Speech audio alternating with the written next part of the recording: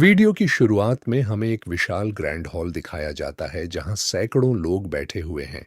सभी की नजरें सामने खड़े एक लड़के पर टिकी हुई हैं। तभी वह लड़का गुस्से में बोलता है, क्या यही स्कारलैंड का पवित्र स्थान है? सच कहूं तो मुझे इस जगह पर शर्म आ रही है। उसकी बात सुनते ही पूरा हॉल सन्न रह जाता है।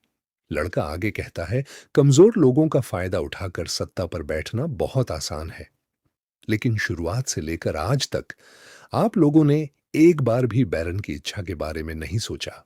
और अब आप उसे एक ऐसे इंसान के साथ शादी के लिए मजबूर कर रहे हैं जिससे वह कभी मिली तक नहीं।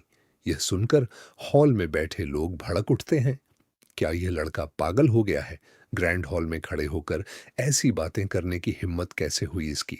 तभी एक बूढ़ा व्यक्ति खड़ा होता है और कहता है, चेन, क्या तुम्हें याद है कि इस सेक्ट में प्रवेश पाने के लिए तुमने कितनी मेहनत की थी? और अब तुम अपने शिष्य होने का दर्जा छोड़ने जा रहे हो? इतना कहते ही बूढ़ा अपना दबाव छोड़ देता है। अचानक पूरे हॉल में भयानक तूफान जैसा माहौल बन जाता है। ज्यादातर लोग उस दबाव को सह नहीं पाते, लेकिन चेन किसी तरह अपने पैरों पर खड़ा रहता है। वह दांत भींचते हुए कहता है, मैं सिर्फ न्याय चाहता हूं। उसके साथ जो हो रहा है उसे मैं चुपचाप खड़े होकर नहीं देख सकता। तभी एक लड़की गुस्से में बोल पड़ती है, तुम्हारी हिम्मत कैसे हुई हमारे यंग मास्टर के बारे में ऐसी बातें करने की? तुम बेहद घमंडी और बदतमीज हो। और यहीं पर कहानी हमें पहली बार यंग मास्टर की ओर ले जाती है। लेकिन तभी हमारा असली मुख्य पात्र अपनी आंखें खोलता है। वह है गुचांगगे। गुचांगगे अपने मन में सोचता है, जब मेरी आंख खुली तो मैं खुद को इस अजीब दुनिया में पाया। और सबसे हैरानी की बात यह है कि मैं उस उपन्यास की दुनिया में आ चुका हूं जिसे मैं पहले पढ़ चुका था। वह जल्दी ही समझ जाता है कि उसे इस कहानी के सबसे बड़े विलेन का किरदार मिला है। मुझे इस दुनिया की पूरी कहानी पता है। मुझे पता है आगे क्या होने वाला है, लेकिन इस बार मैं कहानी को अपने तरीके से बदलूंगा। तभी उसके सामने एक रहस्यमयी सिस्टम प्रकट होता है। सिस्टम उसे बताता है कि इस दुनिया में हर व्यक्ति की किस्मत अलग-अलग स्तरों में बंटी हुई है। कुछ लोगों की किस्मत लाल, कुछ की नीली, कुछ की बैंगनी होती है। लेकिन जब गुचांगे अपनी किस्मत देखता है तो उसका चेहरा उतर जाता है। उसका फॉर्च्यून लेवल काला है। मतलब वह एक विलेन है। और इस तरह की कहानियों में विलेन का अंत कभी अच्छा नहीं होता। इसी बीच चेन फिर से चिल्लाते हुए कहता है, गुचांगे तुम्हें जवाब देना होगा। लेकिन उसके बोलते ही यंग मास्टर के समर्थक भड़क उठते हैं। तुम्हारी हिम्मत कैसे हुई हमारे यंग मास्टर का नाम लेने की? तुम बार बार हमारे सेक्ट और यंग मास्टर का अपमान कर रहे हो। इस अपराध के लिए तुम्हें कभी माफ नहीं किया जाएगा। चारों तरफ से लोग गुचांगे का समर्थन करने लगते हैं। ये देखकर चेन पूरी तरह हैरान रह जाता है। वह मन ही मन सोचता है, यह कैसे हो सकता है? मैं इस सेक्ट का सबसे प्रतिभाशाली शिष्य हूं। मैं इसका भविष्य हूं। फिर भी कोई मेरा साथ क्यों नहीं दे रहा? लेकिन उसके लिए सबसे बड़ा झटका अब भी बाकी था।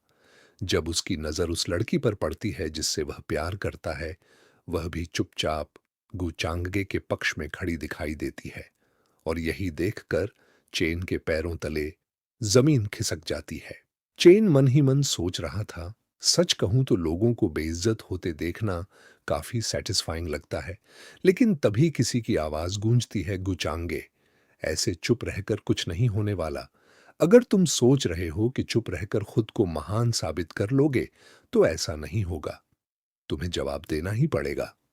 उसी समय सेक्ट का लीडर भी गंभीर चेहरे के साथ खड़ा हो जाता है।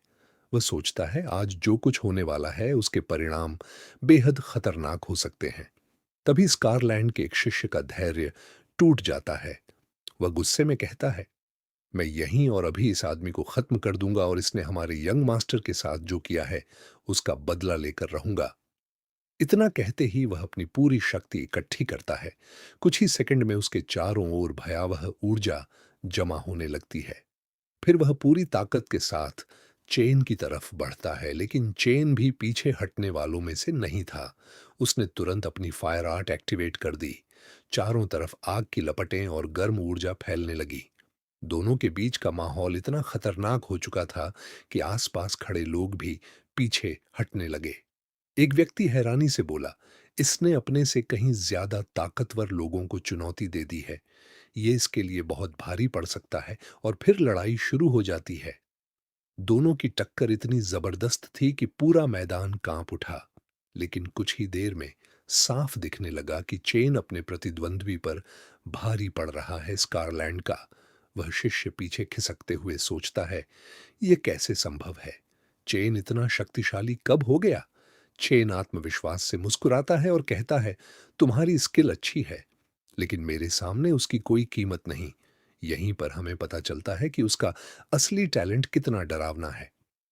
दूर खड़े स्कारलैंड प्रिंस के पिता भी यह दृश्य देखकर चौंक जाते हैं। ये कैसे हो सकता है? उधर एक लड़की हैरानी से कहती है, चेन की कल्टीवेशन लेवल तो उससे कम है, फिर भी वह स्कारलैंड प्रिंस को बराबरी से रोक कैसे पा रहा है? लेकिन दूसरी लड़की का ध्यान लड़ाई से ज्यादा किसी और चीज पर था। वह शर्माते हुए बोली, जो भी हो, चेन बहुत हैंडसम है। ये सुनकर पास खड़ा एक लड़का तुरंत बोल पड़ा, ऐसी बातें मत करो। क्या तुम यंग मास्टर गुचांगे का अपमान करना चाहती हो? इसी दौरान गुचांगे पूरी लड़ाई को शांत भाव से देख रहा था। वह मन ही मन सोचता है, तो यह सब सिर्फ शादी रोकने के लिए किया गया था। फिर उसकी नजर फीमेल लीड पर जाती है। उसका फॉर्च्यून वैल्यू येलो रंग का था और उसकी कुल वैल्यू 350 थी। यह साफ संकेत था कि वह इस दुनिया की बेहद महत्वपूर्ण पात्रों में से एक है। गुचांगे उसे देखकर सोचता है, मैं पहले ही उसके बारे में सब कुछ जानता हूं, लेकिन असलियत में देखने पर यह और भी दिलचस्प लग रही है। तभी वह फीमेल लीड मुस्कुराकर कहती है, क्या आप हमेशा इतने कॉन्फिडेंट रहते हैं?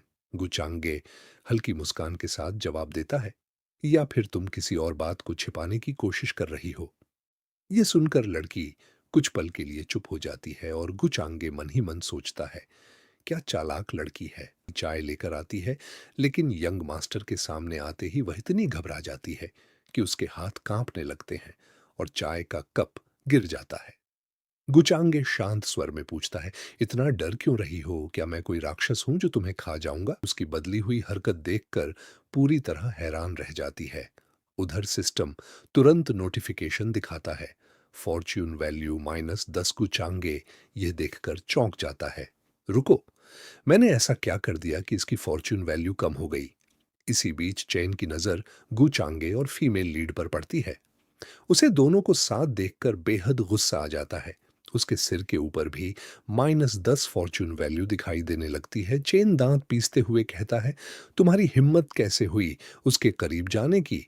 और दूसरी तरफ गु चांगगे ये सब देखकर सिर्फ मुस्कुरा देता है, क्योंकि उसे अब समझ आ चुका था कि इस दुनिया के नियम उसके लिए कितने फायदेमंद साबित होने वाले हैं। और इसी दिलचस्प मोड़ के साथ आज का एपिसोड यहीं खत्म होता है। अगर आपको वीडियो पसंद आई हो तो कमेंट करके जरूर बताना। साथ ही यह भी बताना कि आपको कहानी कैसी लग रही है और वीडियो में क्या सुधार देखने हैं। आपके सुझावों के हिसाब से मैं अगले एपिसोड्स की क्वालिटी और भी बेहतर बनाने की कोशिश करूंगा। फिलहाल के लिए बस इतना ही। मिलते हैं अगली इंटरेस्टिंग वीडियो में।